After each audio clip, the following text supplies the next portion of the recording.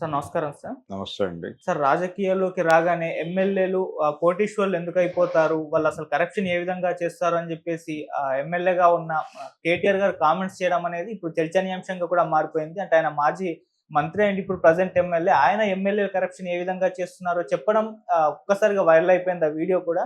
మరి ఏం జెప్తున్నారు ఆయన? ఆయన కామెంట్స్‌ని మీరు ఏ విధంగా జూస్తారు సార్? అంటే రాజకీయాలలో అవినీతి ఏ హ్మ్. రేంజ్‌లో ఉంటుంది? ఎమ్మెల్యే అవ్వగానే కోటీశ్వరులు అయిపోతున్నారేంటి అని పిల్లలు అడిగిన ప్రశ్నకు ఆయన సమాధానం చెప్పే ప్రయత్నం చేశాడు. హ్మ్. ఈ ప్రయత్నంలో భాగంగా ఆయన ఒక రోడ్డు కాంట్రాక్టుని ఉదాహరణగా తీసుకొని చెప్పాడు. అలాగే బిల్డింగ్ పర్మిషన్లు ఇలాంటివి కూడా అంటే స్థానిక ప్రజల అవసరాలు తీర్చడంలో భాగంగా వారికి కొంత సంపాదన సమకూరుతుంది అనేది ఆయన సూచనప్రాయంగా చెప్పేశాడు. అవినీతి జరగదు అని నేను చెప్పను గానీ జరుగుతుంది అని ఒక రకంగా ఎస్టాబ్లిష్ చేశాడు ఆయన. చేసి కోటీశ్వరులు అవ్వటం అనేది అంటే నిజానికి ఆయన చాలా లైటర్ వేవ్‌లో చెప్పుకుంటూ వెళ్ళాడు గానీ, కరప్షన్ అనేది అంత విజిబుల్‌గా ఉండదు. ఇప్పుడు ఉదాహరణకి సారా షాపులున్నాయి. లేకపోతే మద్యం దుకాణాలున్నాయి. ఈ మద్యం దుకాణాల నుంచి స్థానిక ఎమ్మెల్యేలకి వెళ్ళేటువంటి డబ్బులు వెళ్ళిపోతాయి.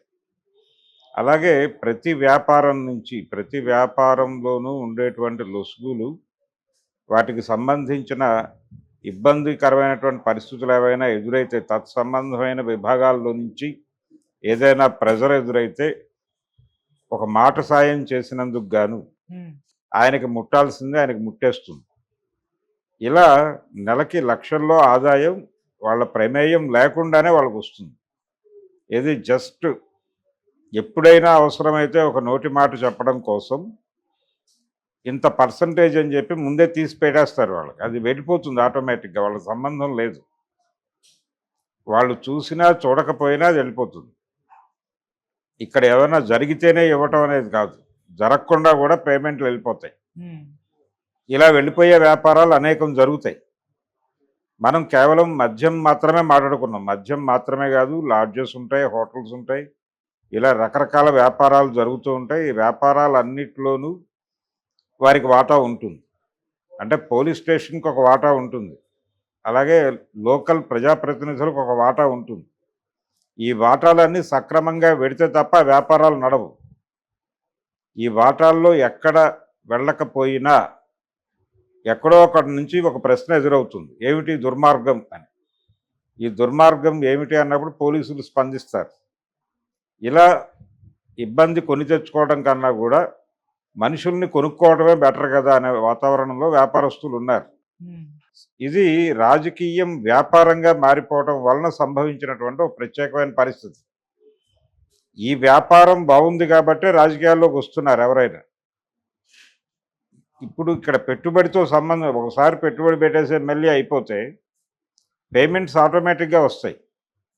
ఇదే డబ్బులు ఇంకేదైనా వ్యాపారంలో పెడితే వీళ్ళు కష్టపడాలి, మార్కెట్‌ని కనుగొనాలి, మార్కెట్‌కి అనుగుణమైనటువంటి సరుకు సరఫరా చేయాలి, మార్కెట్ వీళ్ళని హక్కున చేర్చుకోవాలి, డబ్బులు రావాలి, దానిలో లాభాలు మిగలాలి, అప్పుడు తినాలి. హ్మ్. ఇంత పంచాయితీ అక్కర్లేదు.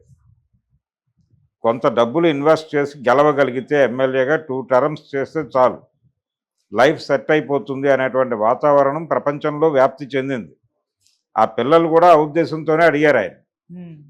అయ్యా ఎమ్మెల్యే కాగానే ఎలా కోటీశ్వరులు అయిపోతున్నారంటే, ఏవో కొన్ని రోడ్డు కాంట్రాక్టులు అలాంటి వాటిలో చూసి చూడనట్టుగా వెళ్ళటం ద్వారా ఏదో డబ్బులొస్తే కొంచెం తింటారు అన్న పద్ధతిలో మాట్లాడాడు ఆయన. చాలా విషయాన్ని పలచన చేసి మాట్లాడాడు. హ్మ్. ఇంత పలచగా లేదు పరిస్థితి.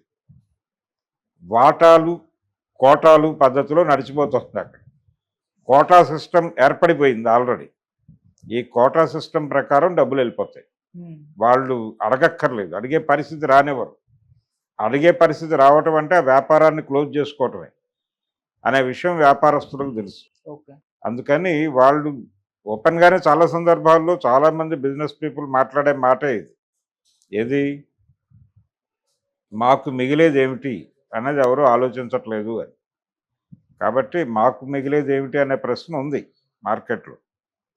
అందుకని రాజకీయం వ్యాపారంగా మారిపోయింది. ప్రతి చోట జరుగుతోంది. ఇది ఎమ్మెల్యే స్థాయిలో వీళ్ళు మాట్లాడుతున్నారు.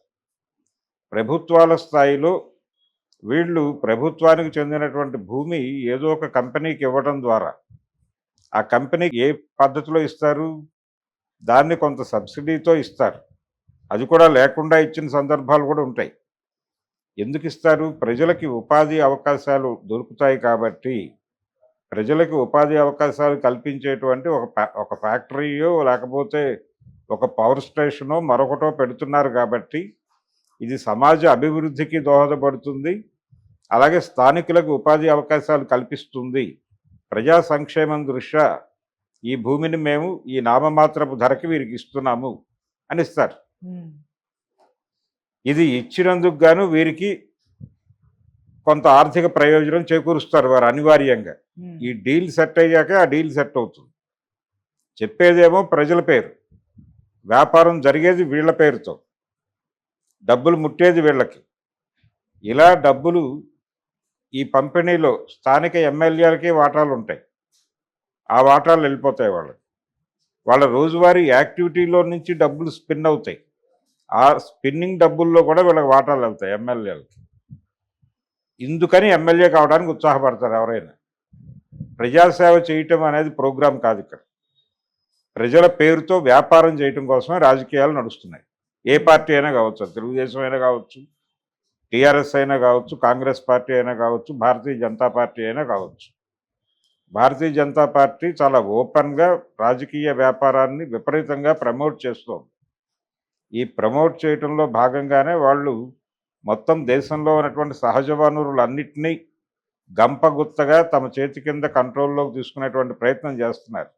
రాష్ట్ర ప్రభుత్వాలను కూడా బైపాస్ చేసి మరీ ఇక్కడ ఫెడరలిజం ఉంది, ఫెడరల్ సిద్ధాంతం ఉంది అనే విషయం కూడా వాళ్ళు పట్టించుకోవట్లేదు. స్థానిక ప్రభుత్వాలను కూడా కంట్రోల్లోకి తీసుకుని స్థానిక వనరుల మీద కూడా గుత్తాధిపత్యం వహించి వాటిని ఎవరికో ఒకరికి వితరణ చేయడం ద్వారా లబ్ధి పొందాలనే ప్రయత్నం చేస్తున్నారండి. అందుకని వ్యాపారంగా మారిపోయిన రాజకీయాన్ని మాత్రమే చూస్తున్నాం. లిబరలైజేషన్ అంటే అదే. లిబరలైజేషన్ చేయటం అంటే గతంలో ఒక సిస్టమ్ ఉండేది. ఎవరైనా సరే ఒక ఫ్యాక్టరీ పెట్టుకోవాలంటే దానికి చాలా పర్మిషన్లు ఉండేవి. పర్మిషన్ రాజు అనేవాళ్ళు ఆ రోజుల్లో. ఈ పర్మిషన్ల పేరుతో చాలా వేధిస్తారు. అందుకని ఇండియాలో ఫ్యాక్టరీ పెట్టుకోవడం చాలా కష్టం అనేటువంటి అభిప్రాయం ఉండేది ఆ రోజుల్లో. ఇవన్నీ ఏం లేవు, మీరు వచ్చి ఫ్యాక్టరీ పెట్టుకోవచ్చు, మేము పెట్టుబడులను ఆహ్వానిస్తున్నాం. పెట్టుబడులను ఆహ్వానించడం అనేది ప్రస్తుతం నినాదంగా మారిపోయింది, ప్రభుత్వాల నినాదంగా. ఈ మారిపోయిన సందర్భంలో రాజకీయ వ్యాపారం అనేది ఊడల మర్రిలా తయారైంది.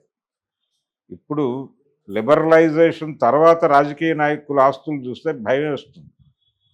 వాళ్ళు బయటకు ఏం మాట్లాడతారు? మీరు ఒక పుస్తకం ప్రచురించడానికి ఒక ఎమ్మెల్యే దగ్గరికి వెళ్ళి, అయ్యా ₹1,00,000 కావాలి, ఈ పుస్తకం ప్రచురించుకుంటాను నేను అని ఎవరైనా ఒక రచయిత వెళ్ళి అడిగితే, మేము ప్రజా జీవితంలో ఉన్నామండి, మేము మీకు ఎలా డబ్బులు ఇవ్వగలము అంటాడు ఆయన. బయట ఒక 20 కార్లు పార్క్ అయి ఉంటాయి వారివే. ఒక పెద్ద భవంతిలో ఉంటాడు ఆయన. లోపలికి వెళ్ళటానికి ఒక 2 గంటల ప్రొసీజర్ దాటి వెళ్తాడు ఈ బక్క రచయిత. వెళ్ళి, అయ్యా నేను ఈ పుస్తకం అంటాడు. అంటే అప్పుడు ఆయన ఒక మాట చెప్తాడు, నేను చెప్తాను ఎవరికైనా నీకు డబ్బులు ఇవ్వమని, వెళ్ళి అక్కడ కలెక్ట్ చేసుకో అని చెప్తాడు. చెప్పి ఎవరో వచ్చారు నా దగ్గరికి, ఒక రైటరు, ఆయన పుస్తకం వేసుకుంటాడట, కొంచెం ఏర్పాట్లు ఏవో చూడండి అని చెప్తాడు. ఈయన మెప్పు కోసం వాళ్ళు ఆయన మాట మొబలైజ్ చేసి రచయితని భరిస్తారు. అంతే తప్ప వారు ఇవ్వటానికి ముందు ఈ డైలాగ్ చెప్తాడు, నేను ప్రజా జీవితంలో ఉన్నాను, నేను రాజకీయాల్లో ఉన్నానంటే నాకేం సంపాదన ఉంటుంది, నేను ప్రజల కోసం ఉన్నాను అని చెప్తారు. ప్రజల కోసం ఈ స్థాయి కారులు వాడుతున్నారా వాళ్ళు?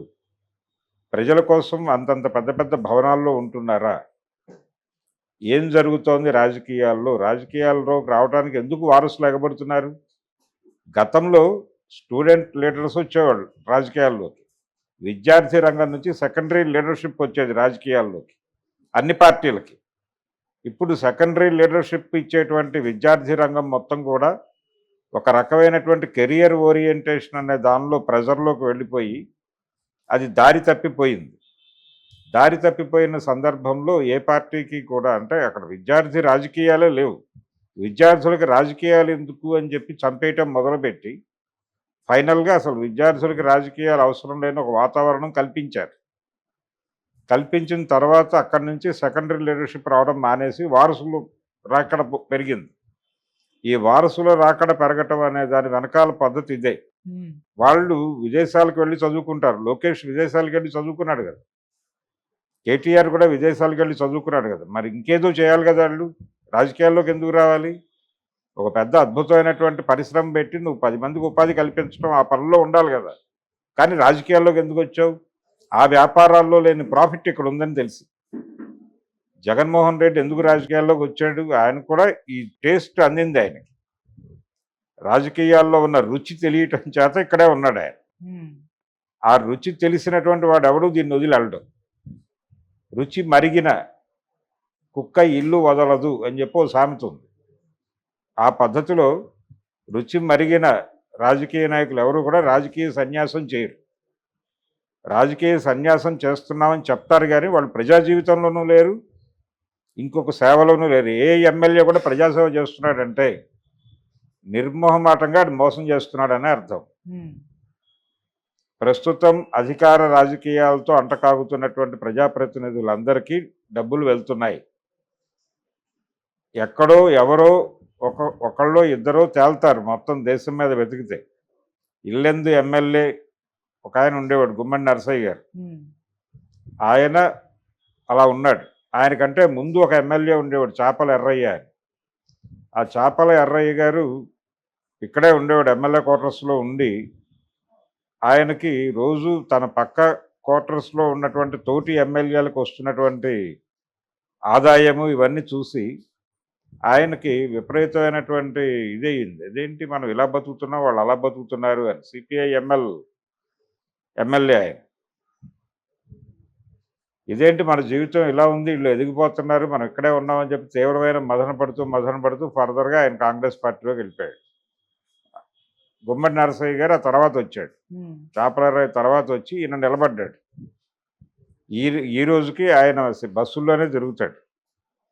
చాలామందికి తెలియని విషయం ఏంటంటే ఈ రోజుకి మన బస్సుల్లో అంటే ఆర్టీసీ బస్సుల్లో ఎమ్మెల్యే ఎంపీ సీట్లు ఉంటాయి. ఏ ఎమ్మెల్యే అయినా ఏ ఎంపీ అయినా ఏ రోజైనా బస్సు ఎక్క సీట్లో కూర్చున్నారా? గడిచిన 30 సంవత్సరాల్లో ఒక్క ఎమ్మెల్యే కానీ ఒక్క ఎంపీ కానీ లెక్క తీస్తే ఒక్కడు కూడా కనబడ్డాడు. ఎక్కడ తిరుగుతున్నారు వీళ్ళు, ఏమేసుకుని తిరుగుతున్నారు? బస్సులు కాదు, కారులు కూడా కాదు, విమానాలు హెలికాప్టర్లలో మాత్రమే తిరుగుతున్నారు. అంటే వీళ్ళ ఆదాయాలు ఏ స్థాయిలో ఉన్నాయి? వీళ్ళు చేస్తున్నవన్నీ ప్రభుత్వ పర్యటనలు అయి ఉండాలని కూడా లేదు.